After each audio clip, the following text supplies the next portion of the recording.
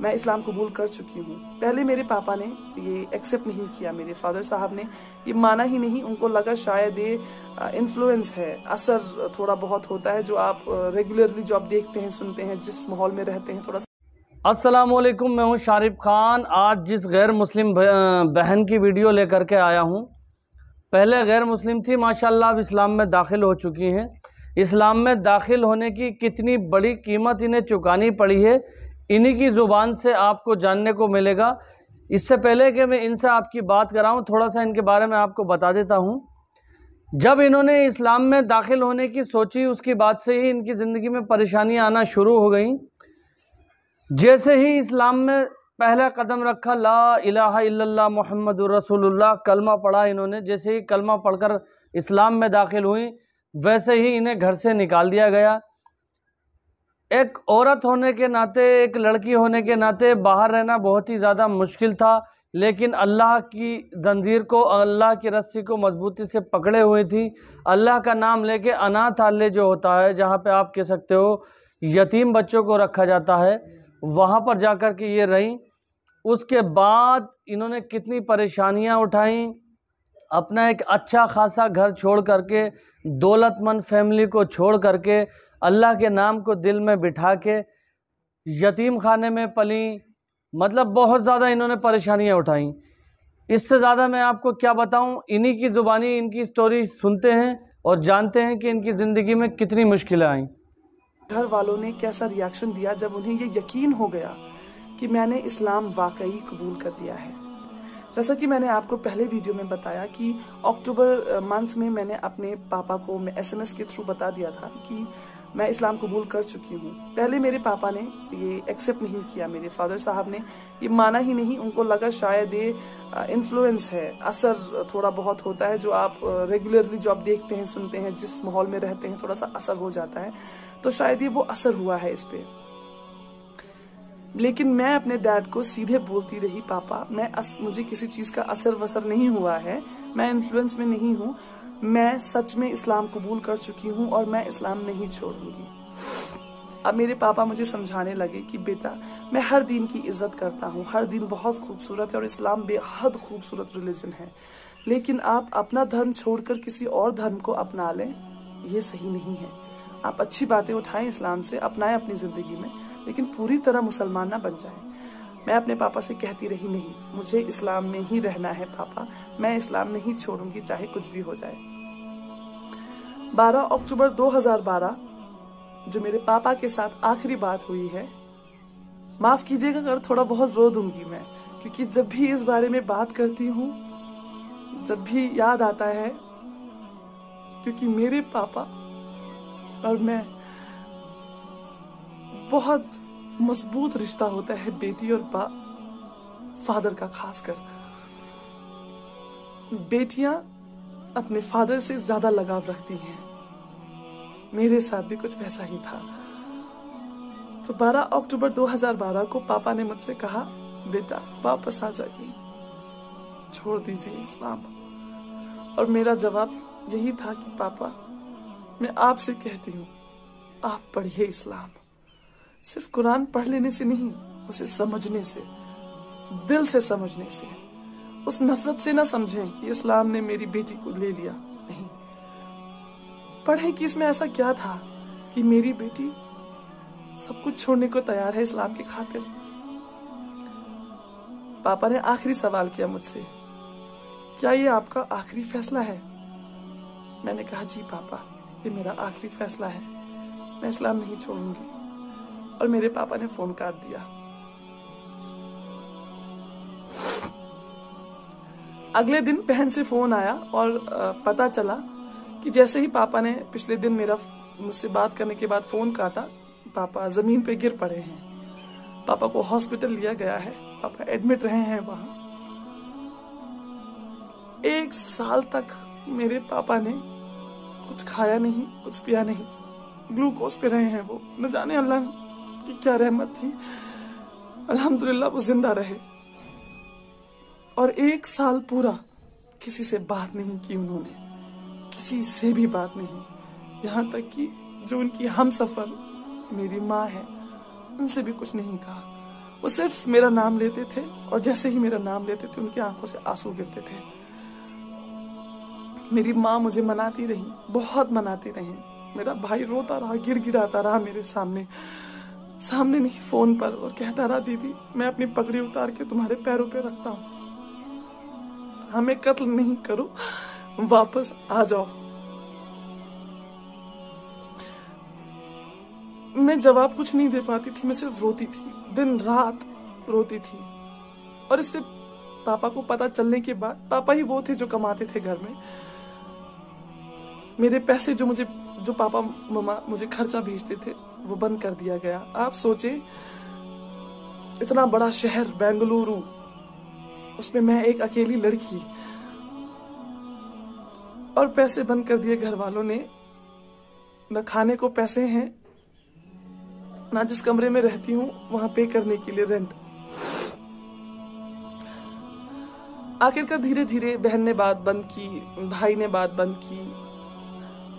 माँ कोशिश में लगी रही कि शायद ये मेरी बात मान जाएगी और वापस आ जाएगी। माँ ने भी बात बंद कर दी जून 2013 में। माँ थक गई कोशिश करते करते कि ये वापस नहीं आएगी, ये नहीं छोड़ेगी इस्लाम। माँ ने कहा जो भी बात आपको करनी है यहाँ आकर करें, जो भी आपको कहना या सुनना है यहाँ आके सामने करें, फोन पे आज के बाद कोई बात नहीं होगी। और सारे नंबर्स वगैरह बदल दिए गए, घर का लैंडलाइन बंद करवा दिया गया, मोबाइल नंबर्स चेंज हो गए। मतलब मैं वो हो गई, कहते हैं ना, बिल्कुल बेसहारा। बेशक मेरा सहारा अल्लाह था, मेरा ईमान अल्लाह था, मेरा यकीन अल्लाह था। लेकिन जरूरत होती है, माँ बाप की जरूरत होती है।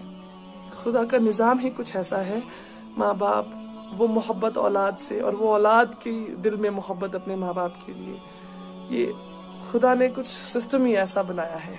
तो जब वो मेरी जड़ें जब हिल गई, मैं कमजोर पड़ गई, और यहाँ से माँ बाप ने पैसा भेजना बंद कर दिया था पहले ही, मजबूर होकर मुझे वो कमरा छोड़ना पड़ा और मैं जाके रहने लगी एक मदरसे में। वहां पे गरीब लड़कियां और अनाथ लड़कियां रहा करती थी। मैंने वहां रहना शुरू किया। सबसे अच्छी बात यह हुई कि मैंने अरबी सीखी वहीं पे। मैं जो अरबी में आज कुरान पढ़ पाती हूँ, मेरी पहली बेसिक तालीम अरबी की उसी मदरसे में हुई, और बहुत कुछ सीखने को मिला कि मैंने तो फिर भी 23-24 साल माँ बाप के साथ रही हूँ। माँ बाप ने इतना अच्छी जिंदगी दी है, हमेशा ख्वाहिशें पूरी की हैं। वहां वो बच्चियां थी मदरसे में जिन्होंने बचपन से अपने माँ बाप को खोया है। कोई नहीं है उनका सिवाय अल्लाह के।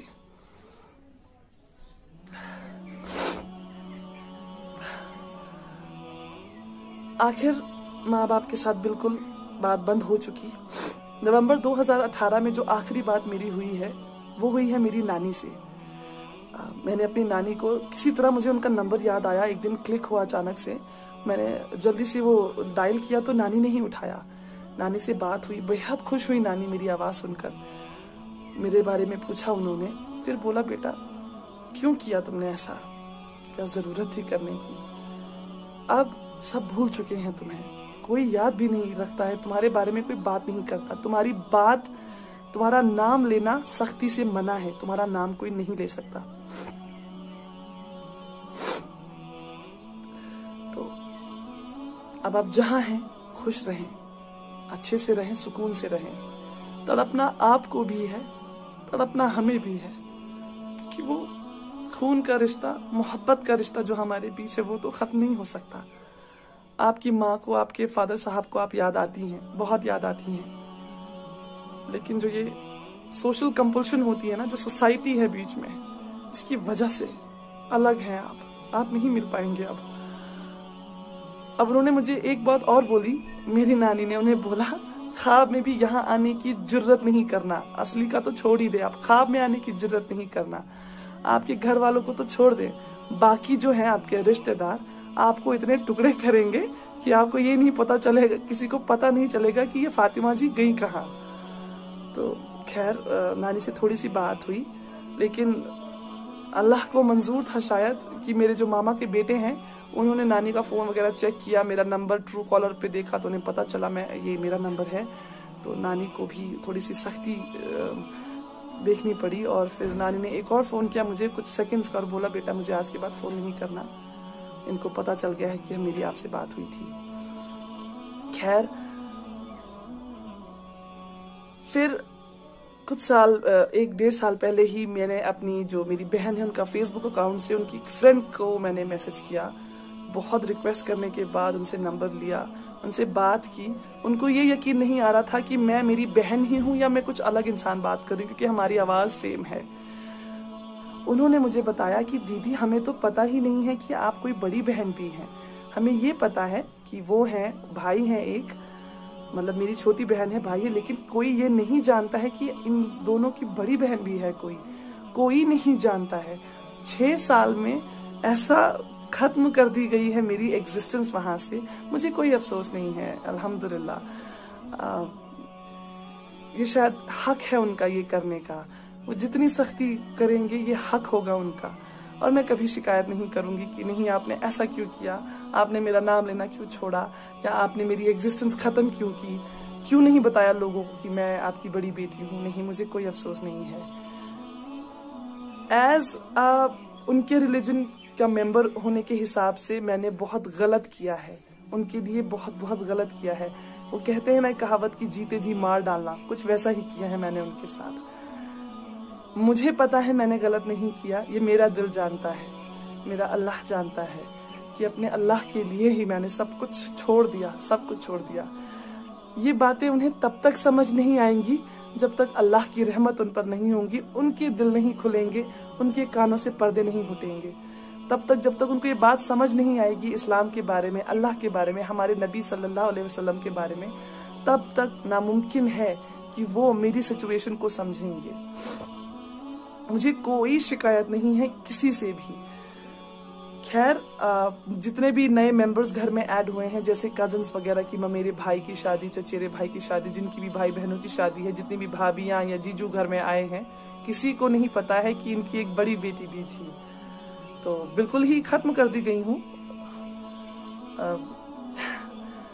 आप लोगों से कहना चाहती हूँ कि अगर आपके पास आपके माँ बाप हैं, जिंदा हैं, आपके वालिद हैं, आपकी माँ है, आपके साथ है, वो वालिदैन दोनों हैं आपके साथ, या शायद किसी और शहर में, किसी और देश में रहते हैं, अल्लाह के लिए कभी ऐसा ना करें कि उन्हें तकलीफ हो।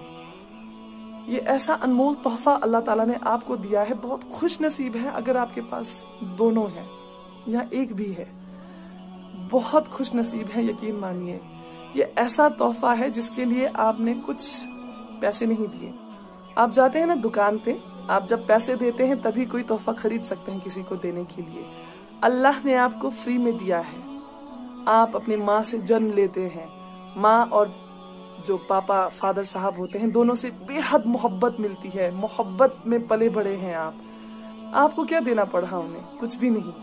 उन्होंने आपका ख्याल तब रखा जब आप बेसहारा थे, बिल्कुल बेसहारा, जब आप शायद खुद कुछ खा पी नहीं पाते थे, तब माँ ने आपको छाती से लगा के आपका पेट भरा है। जब आपको चलना नहीं आता था, आपके फादर साहब ने आपकी उंगली पकड़ के गिर गिर के चलना सिखाया है। आपकी स्कूल की फीसेस आप कैलकुलेट करने बैठेंगे ना, ताउम्र की आपको फीसेस कितनी लगी हैं, आपका दिमाग चकरा जाएगा कि आपके माँ और पापा ने कितना खर्चा किया है आपको इस तरह का इंसान बनाने के लिए। तो अगर आपके माँ बाप आपके पास हैं, करीब हैं, थोड़े दूर भी हैं, खुदा के लिए उन्हें बताएं कि आप उनसे कितनी मोहब्बत करते हैं। उन्हें बताएं कि वो कितना अहम हिस्सा है आपकी जिंदगी का। अगर वो दूर हो गए आपसे, दोबारा आपको मौका कभी नहीं मिलेगा उन्हें ये बताने का।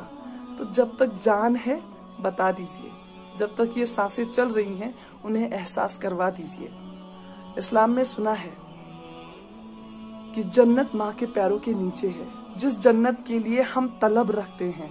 सारे रमजान हमने यही दुआ मांगी है कि या अल्लाह जहन्नम से दूर रखना और जन्नत में जगह देना, या अल्लाह जन्नत में जगह दीजिएगा।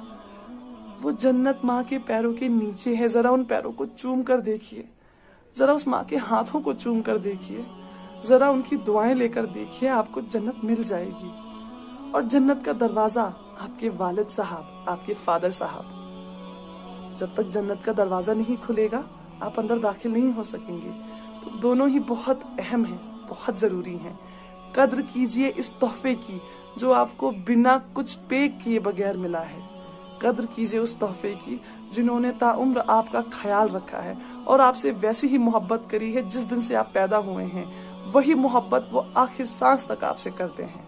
करता हूं दोस्तों, इन बहन की कहानी जानने के बाद आपको बहुत ही ज़्यादा जानने को मिला होगा और बहुत ही ज़्यादा मुझे तो दिल भर आया इनकी कहानी सुन के।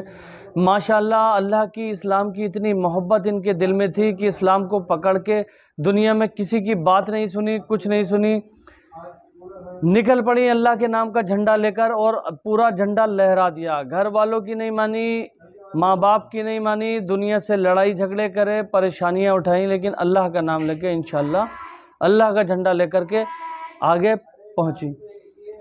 मैदान हशर में अल्लाह के सामने जब जाएंगे हम सारे लोग, तो इनका चेहरा एक जन्नती इंसान की तरह खिलता हुआ होगा। अल्लाह ताला से हम इनके लिए और दुआ करते हैं। दोस्तों, अगर मेरी वीडियो आपको पसंद आई हो तो चैनल को सब्सक्राइब करके बेल आइकन पर ऑल का बटन ज़रूर सेलेक्ट कर लेना। वीडियो लाइक करने से हौसला बढ़ जाता है, तो प्लीज़ लाइक का एक बटन है, लाइक क्लिक कर दीजिए।